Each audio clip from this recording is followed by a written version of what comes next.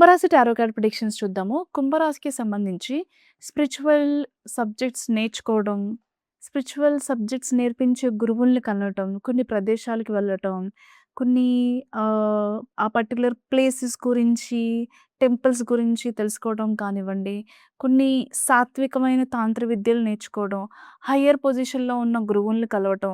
అంటే స్పిరిచువల్‌గా ఒక జర్నీ స్టార్ట్ చేయాలి అనుకునే వాళ్ళకి ఇదొక లెర్నింగ్ స్టేజ్ అని చెప్పొచ్చు. సో, ఈ లెర్నింగ్‌లో భాగంగా చాలామంది వ్యక్తుల్ని, గురువుల్ని కలిసే అవకాశం ఉంది.